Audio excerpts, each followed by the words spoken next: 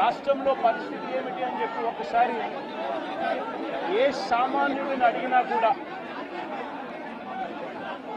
ఆ ప్రతి సామాన్యుడి నోట్లో నుంచి కూడా వచ్చే మాట ఒకటి, ఈ రాష్ట్రంలో లా అండ్ ఆర్డర్ లేదు, ఈ రాష్ట్రంలో ఆటవిక పాలన సాగుతా ఉంది, ఈ రాష్ట్రంలో తెలుగుదేశం పార్టీ వారు ఎవరైనా సరే వాళ్ళు తెలుగుదేశం పార్టీ వారు అయితే చాలు, ఎవరినైనా కూడా వాళ్ళు పోయి కొట్టచ్చు,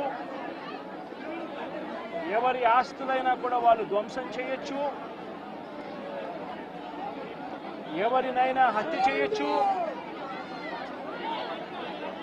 ఎవరి మీదైనా హత్యా ప్రయత్నం చేయొచ్చు.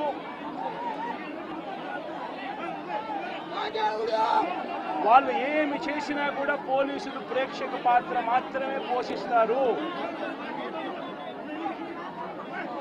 పోలీసులు ఇంకా అటువైపు నుంచి ఎవరైనా కేసు పెడితే దొంగ కేసులు వాళ్ళే తప్పు చేశారనంటూ పోలీసులు కూడా బనాయిస్తారు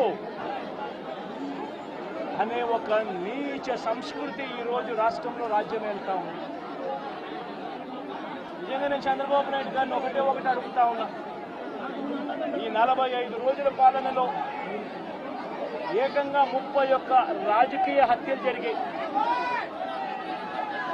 31 కూడా కాదు, ఇక్కడికి రాకముందు మా వాళ్ళు నాకు చెప్పిన సంఖ్య 36.